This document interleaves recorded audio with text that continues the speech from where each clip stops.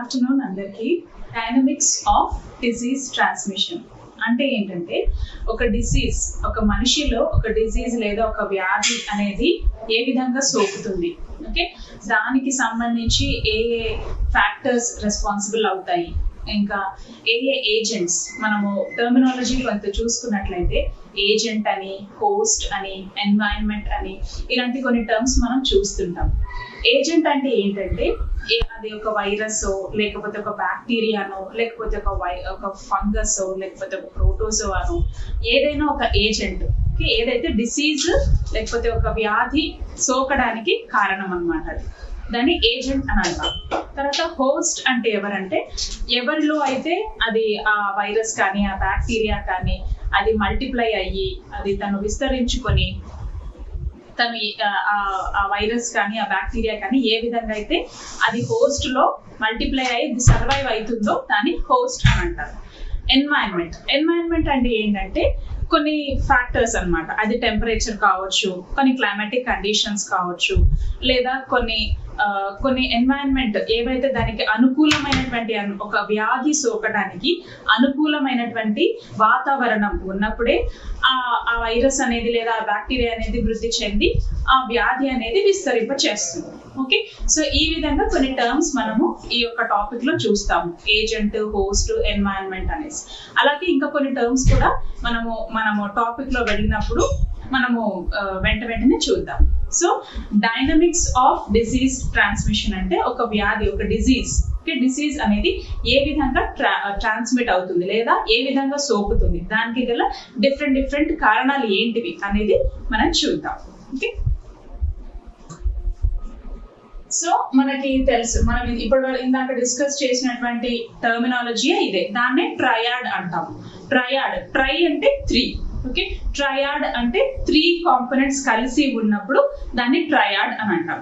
So ఆ 3 components ఇవి 3 కలిసి కంబైన్డ్ గా యాక్ట్ చేసినప్పుడే ఒక డిసీజ్ అనేది ఒక పర్సన్ లోకి వస్తుంది, ఇంకా వ్యాధి చెందుతుంది అనమాట.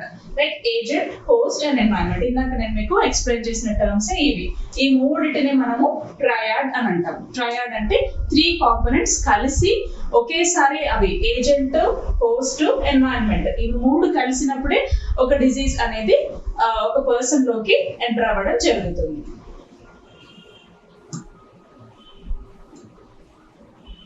సో ఇక్కడ చూసినట్లయితే మళ్ళీ ట్రయాంగిల్ లో ఏజెంట్ అంటే నేను చెప్పాను కదా, బ్యాక్టీరియా కావచ్చు, వైరసెస్, బయోలాజికల్ అంటాం. సో ఏవైతే వైరసెస్ కానీ బ్యాక్టీరియా ఉంటాయో వాటిని బయోలాజికల్ ఏజెంట్స్ అని అంటాం. ఎందుకంటే దాంట్లో లైఫ్ ఉంటుంది, బయో అంటే లైఫ్ కాబట్టి బయోలాజికల్ ఏజెంట్స్ అంటే బ్యాక్టీరియా, వైరసెస్ లాంటివి.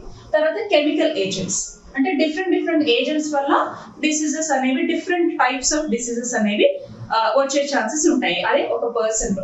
సో కెమికల్ ఏజెంట్స్ అంటే ఏంటంటే అది పాయిజన్ కావచ్చు, లేకపోతే ఆల్కహాల్ కావచ్చు, లేదా స్మోకింగ్ వల్ల కావచ్చు, ఇవన్నీ కెమికల్. లేదా ఇంకా కొన్ని హార్మ్ఫుల్ గ్యాసెస్ ని ఇన్హేల్ చేసినప్పుడు లేదా పీల్చినప్పుడు ఆ విధంగా కూడా కొన్ని డిసీజెస్ వస్తాయి. సో అవన్నీ కూడా కెమికల్ ఏజెంట్స్ కింద కేటగరైజ్ అవుతాయి. తర్వాత ఫిజికల్ ఏజెంట్స్, ఇందాక చెప్పినట్లు ఫిజికల్ ఏజెంట్స్ లో టెంపరేచర్ కావచ్చు, హై రేడియేషన్ కావచ్చు, లేకపోతే ఫైర్ కావచ్చు, ఓకే, లేకపోతే ట్రామా అంటే ఏంటంటే ఇంజురీ, ఏదన్నా ఫిజికల్ గా ఇంజురీ జరగడం, ఓకే, ఒక బలమైన దెబ్బ తగిలినప్పుడు కూడా కొన్ని డిసీజెస్ మనకి వస్తాయి. ఫర్ ఎగ్జాంపుల్ ఫ్రాక్చర్స్ అనుకోండి. ఫ్రాక్చర్స్ ఏ విధంగా వస్తాయి, సడన్ గా ఒక యాక్సిడెంట్ జరగడమో లేకపోతే బలమైన వాటికి వెళ్ళి ఢీకొనడమో అలాంటివి జరిగినప్పుడు, సో వాటిని ట్రామా అంటాం. సో ఇవన్నీ కూడా ఫిజికల్ ఏజెంట్స్ అన్నమాట. తర్వాత న్యూట్రిషనల్ ఏజెంట్స్. న్యూట్రిషనల్ లో ఏంటంటే usually lack or excess. Lack అంటే ఏంటంటే తక్కువైనప్పుడు, అంటే అవసరం ఉన్నటువంటి న్యూట్రిటివ్ ఏజెంట్స్ ని తీసుకోనప్పుడు కొన్ని డిసీజెస్ వస్తాయి. సో అండ్ ఎక్సెసివ్ గా అంటే అవసరం కంటే మించిన దానికంటే ఎక్కువగా కొన్ని ఆహార పదార్థాలు తీసుకున్నప్పుడు కొన్ని డిసీజెస్ వస్తాయి. ఫర్ ఎగ్జాంపుల్ ఒబేసిటీ కానీ, హార్ట్ కి సంబంధించిన డిసీజెస్ కానీ, హైపర్ కొలెస్ట్రాలీమియా అని అంటాం. అంటే కొలెస్ట్రాల్ లెవెల్స్ ఎక్కువ అయిపోతాయి. ఎందుకు? ఫ్యాట్ సబ్స్టెన్సెస్ ఎక్కువగా తీసుకుంటున్నప్పుడు. అంటే తక్కువగా న్యూట్రిషనల్ స్టేటస్ ఎప్పుడంటే, ఒకవేళ చిన్నపిల్లలో చూసుకున్నట్టయితే కొన్ని ప్రోటీన్, ఎనర్జీ మాల్ న్యూట్రిషన్స్ చూస్తుంటాం. మాల్ న్యూట్రిషన్ అంటే అవసరం ఉన్న దానికంటే తక్కువ క్వాంటిటీలో ఆహార పదార్థాలు తీసుకున్నప్పుడు కొన్ని వ్యాధులు వచ్చే ఛాన్సెస్ ఉంటాయి. సో అవన్నీ కూడా న్యూట్రిషనల్ ఏజెంట్స్ గా తీసుకోవచ్చు. సో ఈ విధంగా డిఫరెంట్ కేటగరైజేషన్స్ అన్నమాట ఏజెంట్ లోని. ఒకటి బయోలాజికల్ ఏజెంట్స్ లైక్ వైరసెస్ కానీ, బ్యాక్టీరియా కానీ, ఫంగస్ కానీ, ప్రోటోజోవా కానీ, వేటిలో అయితే లైఫ్ ఉంటుందో, ఏవైతే మల్టిప్లై అవ్వగలుగుతాయో వాటిని బయోలాజికల్ ఏజెంట్స్ కింద కేటగరైజ్ చేశారు. తర్వాత కెమికల్ ఏజెంట్స్ అంటే పాయిజన్ వల్ల, ఆల్కహాల్ కన్సంప్షన్ వల్ల, లేదా స్మోకింగ్ వల్ల, లేకపోతే కొన్ని గ్యాసెస్ ఇన్హేల్ చేయడం వల్ల, కొన్ని కెమికల్స్ తో కాంటాక్ట్ అవ్వడం వల్ల అలా కెమికల్ ఏజెంట్స్. తర్వాత ఫిజికల్ ఏజెంట్స్ లో ఇంజురీస్ కావచ్చు, ట్రామా అంటే ఇంజురీ, లేదా ఒక హై రేడియేషన్ ఏరియాస్ లో వర్క్ చేయడం కానీ, లేకపోతే ఫైర్ కి ఎక్స్పోజ్ అవ్వడం కానీ, లేకపోతే అలానే యూవి రేడియేషన్స్ కి కానీ, అలాంటి ఏరియాస్ లో ఎక్స్పోజ్ అవన్నీ మన బాడీకి హార్మ్ఫుల్, అవన్నీ యూస్ఫుల్ కావు. కాబట్టి ఖచ్చితంగా దానివల్ల ఇన్ఫర్టిలిటీ ప్రాబ్లమ్స్ వస్తాయి, తర్వాత క్యాన్సర్స్ అనే వ్యాధులు వస్తాయి. కాబట్టి అవన్నీ కూడా కెమికల్ ఏజెంట్స్ కింద కేటగరైజ్ చేశారు. లాస్ట్ వచ్చేసి న్యూట్రిషనల్ ఏజెంట్స్. న్యూట్రిషన్ అనేది తక్కువైనప్పుడు వ్యాధులు వస్తాయి, ఎక్సెసివ్ గా ఇంటేక్ తీసుకున్నప్పుడు కూడా వ్యాధులు వస్తాయి. సో ఇవన్నీ ఏజెంట్స్ కింద. తర్వాత హోస్ట్ అంటే ఏం చెప్పాను? హోస్ట్ అంటే ఇట్ ఈస్ అ పర్సన్ అన్నమాట. ఆయన ఒక పర్సన్, ఆ పర్సన్ అది ఏజ్ ని బట్టో. ఫర్ ఎగ్జాంపుల్ హోస్ట్ లో ఏజ్ అంటే చిన్నపిల్లలు 0 to 5 years వాళ్ళని వల్నరబుల్ ఏజ్ గ్రూప్స్ అంటాం, ఎందుకంటే వాళ్ళలో ఇమ్యూనిటీ చాలా తక్కువగా ఉంటుంది. అదే విధంగా జీరియాట్రిక్ క్లయింట్స్, వాళ్ళు కూడా వృద్ధులు. సో వాళ్ళలో కూడా అన్ని మెకానిజమ్స్ స్లో డౌన్ అయిపోతాయి. స్టార్టింగ్ ఫ్రమ్ ప్రతి ఒక్క బాడీలో ఉన్న ప్రతి ఒక్క సిస్టమ్ కూడా వర్కింగ్ అనేది తగ్గిపోతుంది. సో ఈ 2 ఏజ్ గ్రూప్స్ లో డిసీజెస్ అనేవి చాలా త్వరగా వస్తాయి, ఎందుకంటే ఈ 2 ఏజ్ గ్రూప్స్ వాళ్ళకి కూడా ఇమ్యూనిటీ అనేది తక్కువగా ఉంటుంది, ఈవెన్ ప్రెగ్నెన్సీలో కూడా. సో అది కూడా one of the vulnerable factor. So age is an important factor. తర్వాత సెక్స్. కొన్ని డిసీజెస్ మేల్స్ లో కామన్ ఉంటాయి, కొన్ని డిసీజెస్ ఫీమేల్స్ లో కామన్ గా చూస్తుంటాం. ఫర్ ఎగ్జాంపుల్ థైరాయిడ్ అనే ప్రాబ్లమ్స్ ఎక్కువగా ఫీమేల్స్ లో చూస్తుంటాం మనం. వేరస్ క్యాన్సర్స్ కానీ, లేకపోతే న్యూరోలాజికల్ ప్రాబ్లమ్స్ కానీ మేల్స్ లో చూస్తుంటాం. సో అలా డిఫరెంట్. సో సెక్స్ వల్ల కూడా, అంటే మేల్స్ అండ్ ఫీమేల్స్ లో కూడా డిఫరెంట్ టైప్స్ ఆఫ్ డిసీజెస్ అనేవి వచ్చే ఛాన్సెస్ ఉన్నాయి. ఆ తర్వాత రేస్ కూడా. ఇప్పుడు అమెరికన్స్ లో కొన్ని డిసీజెస్ కామన్ గా ఉంటాయి, లైక్ ఫర్ ఎగ్జాంపుల్ క్యాన్సర్స్ ఎక్కువగా వాళ్ళలో కామన్ గా ఉంటాయి. ఇప్పుడు ఈ మధ్య మన ఇండియాలో కూడా దాని యొక్క ఇన్సిడెన్స్ పెరిగింది. బట్ కంపారిటివ్లీ రేస్ లో చూసుకున్నట్టయితే ఎక్కువగా అమెరికన్స్ లో కొన్ని డిసీజెస్ కామన్ గా ఉన్నాయి, ఇండియన్స్ లో కొన్ని డిసీజెస్ కామన్ గా ఉన్నాయి, అలా అదే విధంగా ఆఫ్రికన్స్ లో కొన్ని డిసీజెస్ కామన్ గా ఉంటాయి. సో రేస్ కూడా ఇంపార్టెంట్ ఫ్యాక్టర్. ఒక డిసీజ్ ని కాజ్ చేయడంలో రేస్ కూడా ఒక ఇంపార్టెంట్ ఫ్యాక్టర్ గా తీసుకోవచ్చు. తర్వాత జెనెటిక్ ప్రొఫైల్. కొన్ని జెనెటిక్ అబ్నార్మాలిటీస్, కొంతమందిలో ఎక్సెసివ్ గా, అంటే ఒక క్రోమోజోమ్ ఎక్కువగా ఉండడం వల్ల జెనెటికల్లీ కొన్ని ప్రాబ్లమ్స్ ఉంటాయి, ఉన్నదానికంటే డెఫిసిట్ లో ఉండడం వల్ల కొన్ని డిసీజెస్ కి అవి దారి తీస్తాయి. సో కాబట్టి జెనెటిక్ మేకప్ కూడా చాలా ఇంపార్టెంట్ ఫ్యాక్టర్ ఒక డిసీజ్ ని స్ప్రెడ్ చేయడానికి. తర్వాత ప్రీవియస్ డిసీజెస్ అంటే ప్రీవియస్ హిస్టరీ. ఒకవేళ ఫ్యామిలీస్ లో హెరిడిటరీగా కొన్ని డిసీజెస్ గా కామన్ గా ఉండొచ్చు. ఫర్ ఎగ్జాంపుల్ హైపర్ టెన్షన్ కానీ, డయాబెటీస్ కానీ, ఇవన్నీ ఫ్యామిలీస్ లో రన్ అయ్యే డిసీజెస్ కాబట్టి ఆ డిసీజెస్ లో, అంటే అలా ఫ్యామిలీస్ లో రన్ అయ్యే హెరిడిటరీగా వచ్చే డిసీజెస్ వల్ల కూడా ఆ విధంగా కూడా డిసీజెస్ ఒక పర్సన్ లోకి స్ప్రెడ్ అయ్యే ఛాన్సెస్ ఉన్నాయి. తర్వాత ఇమ్యూన్ స్టేటస్. ఇది చాలా చాలా ఇంపార్టెంట్ ఫ్యాక్టర్. ఇమ్యూన్ స్టేటస్ అనేది ఇట్స్ వెరీ ఇంపార్టెంట్ ఫ్యాక్టర్. ఎందుకంటే మన బాడీలో ఇమ్యూనిటీ మనకి నార్మల్ గా ఉన్నప్పుడే మన బాడీ డిఫెన్స్ బాగా పనిచేస్తుంది. ఒకవేళ బై ఛాన్స్ ఏదైనా ఒక ఫారెన్ బాడీ మన బాడీలోకి ఎంటర్ అయినప్పుడు కూడా మన డిఫెన్స్, మన డబ్ల్యూబీసీస్, లింఫోసైట్స్ అవన్నీ కూడా బాగా పనిచేసి దాంతో ఫైట్ చేసి దానికి అగేన్స్ట్ గా యాంటీబాడీస్ ని ప్రొడ్యూస్ చేసి మన బాడీని కాపాడతాయి. అదే మన బాడీలో ఇమ్యూనిటీ తక్కువైపోయినప్పుడు, అంటే for example CD4 cells count తగ్గిపోయినప్పుడు ఆబ్వియస్లీ ఏమవుతుంది, మన బాడీ డిఫెన్స్ తగ్గిపోతుంది. సో అది లింఫోసైట్స్ రిలీజ్ చేయదు, సరైన యాంటీబాడీస్ ప్రొడ్యూస్ అవ్వదు, అండ్ యాంటీజెన్ యొక్క ఇంటెన్సిటీ పెరిగిపోతుంది. అంటే ఆ పాథోజన్ యొక్క ఇంటెన్సిటీ లేదా బ్యాక్టీరియా యొక్క ఇంటెన్సిటీ పెరిగిపోయి ఇన్ఫెక్షన్ రేట్ అనేది బాడీలో ఎక్కువగా అయిపోతుంది. సో కాబట్టి ఒక పర్సన్ లో ఇమ్యూన్ స్టేటస్ అనేది చాలా important factor. And immunity normal గా ఉన్నప్పుడే తను ఏదైనా పాథోజెనిక్ లేకపోతే ఒక ఫారెన్ బాడీతో పోరాడే శక్తి ఎక్కువగా ఉంటుంది. ఓకే, అలాగే రిలీజియన్స్ లో చూసుకున్నట్లయితే కూడా కొన్ని రిలీజియన్స్ లో కొన్ని డిసీజెస్ కామన్ గా ఉంటాయి. సో ఆ తర్వాత కస్టమ్స్, ఆ తర్వాత ఫర్ ఎగ్జాంపుల్ కస్టమ్స్ కి ఏంటంటే ఫర్ ఎగ్జాంపుల్ ముస్లిమ్స్ అనుకోండి, వాళ్ళు they will not encourage to undergo for family planning. ఎందుకంటే వాళ్ళ బిలీఫ్ ఏంటంటే children are a gift from God అనే ఒక ఫీలింగ్, వాళ్ళు ఆ బిలీఫ్ వాళ్ళలో చాలా స్ట్రాంగ్ ఉంది కాబట్టి వాళ్ళు డెఫినెట్లీ వాళ్ళు ఫ్యామిలీ ప్లానింగ్ అనేది దాన్ని ఎంకరేజ్ చేయరు. దే విల్ నాట్ గో, అంటే ఆ కస్టమ్ దాని వలన అలా డిమాండ్ చేస్తుంది. సో కొన్ని కస్టమ్స్ వల్ల కొన్ని హెల్త్ కి సంబంధించిన I mean it is indirectly affecting the health status of the people.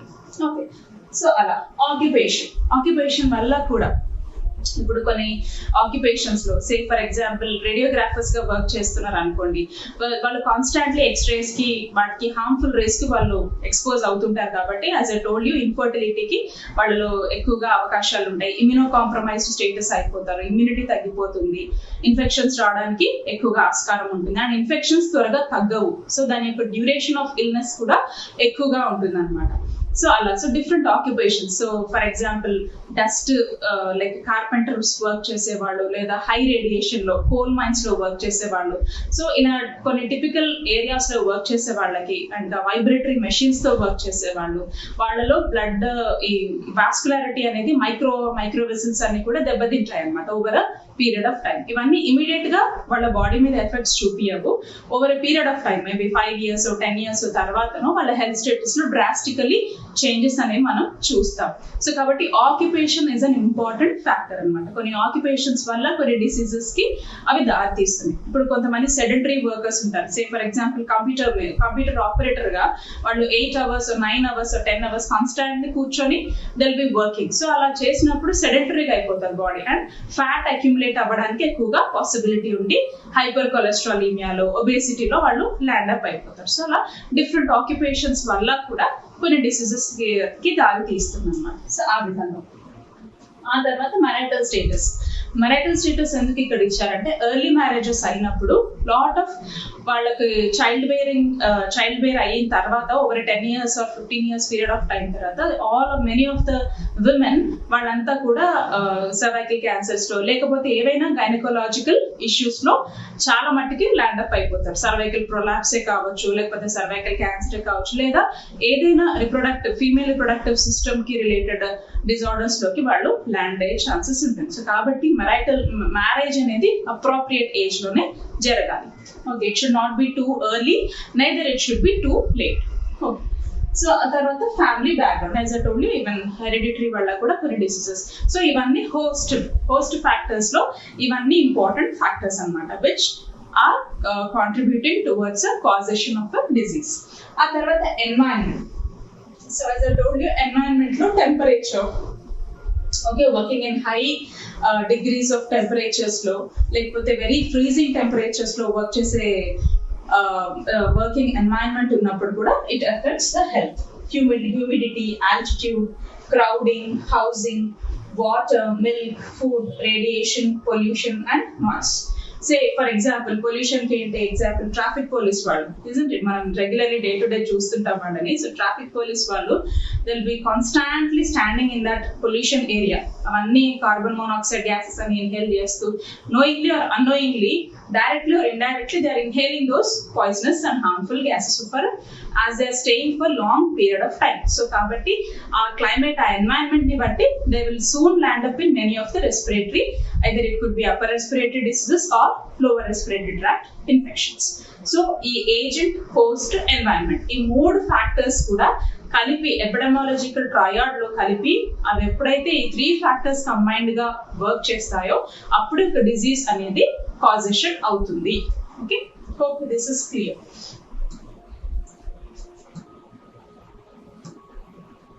So as I told you, so దీంట్లో 3 ఫ్యాక్టర్స్ ఉంటాయి మళ్ళీ. ఓకే, సో కమ్యూనికబుల్ డిసీజెస్ అనేవి ఆర్ ట్రాన్స్మిటెడ్ ఫ్రమ్ రిజర్వాయర్ నుంచి హోస్ట్ లోకి ఒక డిసీజ్ అనేది, especially communicable disease. Okay, there is a difference between communicable disease and non communicable disease. Communicable diseases అంటే ఏంటిది, ఏవైతే ఒకరి నుంచి ఒకరికి ఈజీగా స్ప్రెడ్ అయ్యే వాటిని కమ్యూనికబుల్ డిసీజ్ అని అంటాం. నాన్ కమ్యూనికబుల్ డిసీజెస్ అంటే ఏంటి? Which will not spread from one person to the another person. వాటిని నాన్ కమ్యూనికబుల్ డిసీజెస్ కింద క్లాసిఫై చేస్తాం. సో బేసికలీ ఇక్కడ ఈ టాపిక్ లేకపోతే ఈ dynamics of disease transmission is exclusively related to the communicable diseases. Okay, ఎందుకంటే ఇది ఒకరి నుంచి ఒకరికి, కమ్యూనిటీలో ఒక పర్సన్ నుంచి ఒక పర్సన్ కి, ఒక ఫ్యామిలీ నుంచి ఇంకొక ఫ్యామిలీకి, ఒక పాపులేషన్ నుంచి ఇంకొక పాపులేషన్ కి, ఒక లొకాలిటీ నుంచి ఇంకొక లొకాలిటీకి ఈజీగా స్ప్రెడ్ అయ్యే డిసీజెస్ కొన్ని ఉంటాయి. కాబట్టి వాటిని బ్రేకప్ చేయాలంటే ఫస్ట్ మనకి దీని గురించి నాలెడ్జ్ ఉండాలి. దెన్ ఓన్లీ మనం వాటిని ఆ చైన్ ని బ్రేక్ చేయొచ్చు. దీన్ని చైన్ ఆఫ్ ఇన్ఫెక్షన్ అని అంటాం. So we will see in the later slides chain of infection అంటే ఏంటి, అందులో ఉన్న కాంపోనెంట్స్ ఏంటి, వాటిని ఎట్లా బ్రేక్ చేయాలి. ఓకే, సో మెయిన్లీ దీంట్లో ఒక కమ్యూనికబుల్ డిసీజ్ ని కాజ్ అవ్వడంలో ఒక ఫస్ట్ రిజర్వాయర్ ఆర్ సోర్స్ ఉంటారు, ఇజంట్ ఇట్? ఒక సోర్స్, తర్వాత మోడ్ ఆఫ్ ట్రాన్స్మిషన్, తర్వాత ససెప్టబుల్ హోస్ట్.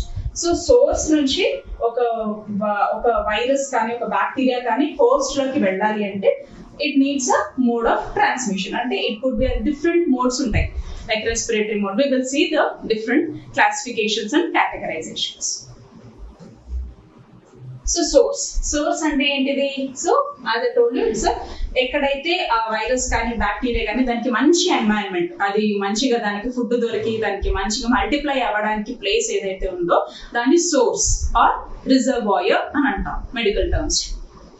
ఓకే, సో ఇందులో 3 types ఆఫ్ రిజర్వాయర్స్ ఉన్నాయి, like human reservoir, animal reservoir and reservoir of non living things.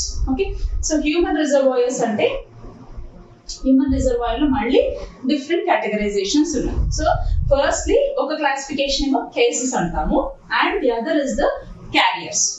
So the basic difference between cases and carriers అంటే ఏంటంటే, cases అంటే ఏంటంటే ఎవరిలో అయితే ఆ డిసీజ్ ఆ ప్యాథోజన్ అనేది వాళ్ళ బాడీలోకి ఎంటర్ అయ్యి వాళ్ళ సిమ్టమ్స్ ని ఎగ్జిబిట్ చేస్తారో వాళ్ళని కేసెస్ అంటారు. క్యారియర్ అంటే the word itself or the name itself is indicating. Carrier అంటే ఏంటంటే క్యారీ చేస్తారు వాళ్ళు. ఓకే, అంటే వీళ్ళని ఎలా డిఫైన్ చేస్తామంటే క్యారియర్స్ ని వాళ్ళ బాడీలో ప్యాథోజన్ ఉంటుంది, డిసీజ్ కాజ్ చేసే బ్యాక్టీరియా కనీసే ఫర్ ఎగ్జాంపుల్ ట్యూబర్క్యులోసిస్ ఉంది అనుకోండి, ట్యూబర్క్యులోసిస్ టీబీ ఉంది. సో టీబీకి సంబంధించిన బ్యాక్టీరియా వాళ్ళ బాడీలో ఉంటది కానీ వాళ్ళు ఫిజికల్లీ ఎలాంటి సింటమ్స్ ని ఎగ్జిబిట్ చేయరు. ఓకే, అంటే ఆ వైరస్ అనేది వాళ్ళ బాడీలో ఉన్నప్పటికీ అది ప్యాసివ్ స్టేజ్ లో ఉంటుంది అనమాట. అది ఇంకా సింటమ్స్ ని ప్రొడ్యూస్ చేసేంత స్టేజ్ లో ఉండదు కాబట్టి వాళ్ళు నార్మల్ గా ఫిజికల్లీ నార్మల్ గానే కనిపిస్తారు. ఎక్స్టర్నల్ గా మనం అబ్జర్వ్ చేసినప్పుడు నార్మల్ గానే వాళ్ళు మనకి అపియర్ అవుతారు, కానీ లోపల ప్యాథోజన్ మాత్రం ఉంటుంది. సో వాళ్ళని క్యారియర్స్ అంటారు. యాక్చువల్లీ కేసెస్ కంటే క్యారియర్స్ చాలా డేంజరస్, ఎందుకంటే వాళ్ళలో ఆ ప్యాథోజన్ ఉందని మనము గుర్తించడానికి లేదు. బికాస్ యూజువల్లీ ఒక డిసీజ్ ని మనము ఎలా తెలుసుకుంటాము, వాళ్ళు చెప్పే సిమ్టమ్స్ ని బట్టి మనం okay so and so disease ఉండొచ్చు అని మనము we will come to the conclusion. వీళ్ళలో ఆ సిమ్టమ్స్ ఎగ్జిబిట్ అవ్వవు కాబట్టి వాళ్ళు అబ్సల్యూట్లీ నార్మల్ గా కనిపిస్తారు కాబట్టి క్యారియర్స్ ని డయాగ్నోస్ చేయడం చాలా డిఫికల్ట్ అయిన టాస్క్. వేరస్ కేసెస్ వాళ్ళు సిమ్టమ్స్ ఎగ్జిబిట్ చేస్తారు కాబట్టి, లైక్ ఫర్ ఎగ్జాంపుల్ టీబీనే ఎగ్జాంపుల్ తీసుకున్నప్పుడు వాళ్ళలో ఈవినింగ్ రైజ్ ఆఫ్ టెంపరేచర్ ఉండడం, లాస్ ఆఫ్ వెయిట్ ఉండడం, సివియర్ కాఫ్ ఉండడం more than 2 to 3 weeks, blood vomitings అవ్వడం, ఇవన్నీ సిమ్టమ్స్ వాళ్ళలో ఎగ్జిబిట్ అవుతాయి కాబట్టి వాళ్ళ డయాగ్నోసిస్ అయ్యి ట్రీట్మెంట్ అనేది జరుగుతుంది. సో ఈ విధంగా హ్యూమన్ రిజర్వాయర్స్ ని టూ కేటగరైజేషన్స్ గా కేటగరైజ్ చేస్తారు. First is the cases, another is carriers. So cases లో కూడా మళ్ళీ చూసుకున్నట్లయితే we have 3 terms here. One is primary case, index case and secondary case.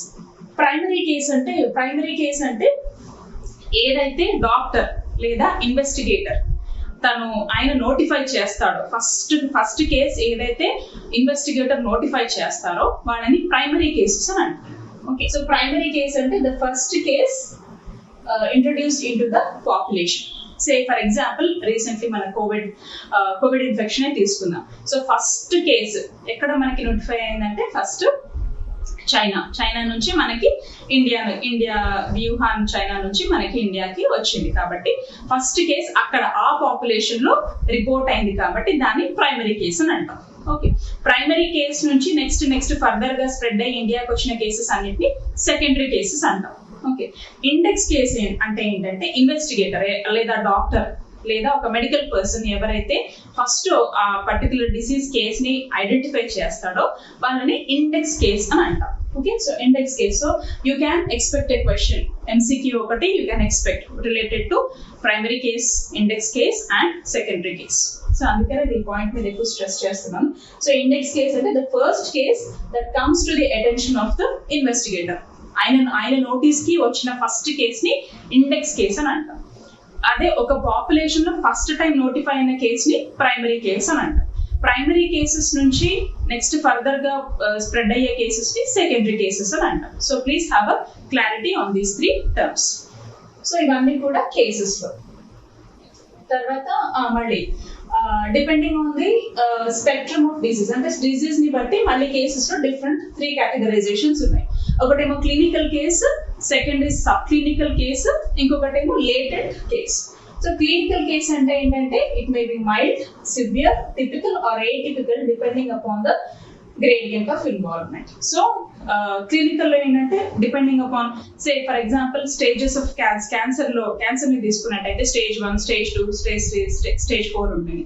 Even HIV నుంచి ఎయిడ్స్ స్టేజ్ ని కూడా ఆ విధంగా ఉంటుంది. So depending upon the stage, అది మైల్డా, మోడరేటా, సివియరా, ప్రొఫౌండా అనేది కేటగరైజ్ అయ్యే వాటిని క్లినికల్ కేసెస్ అంటాం.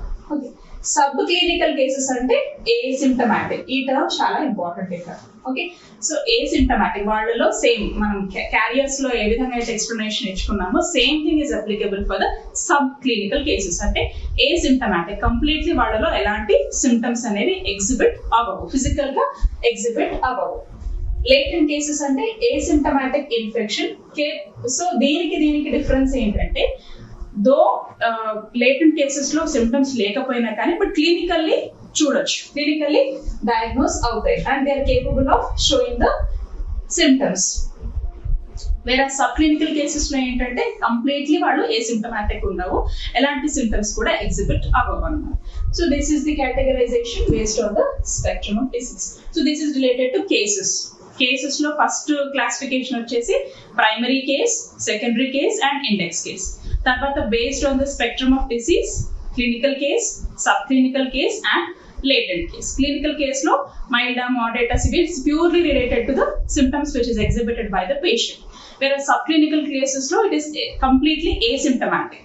And whereas in the latent case, though it is asymptomatic, but still certain symptoms is exhibited or the pathogen is capable of showing the symptoms. So danni ee vidhanga categorize chestam cases. Coming to carriers.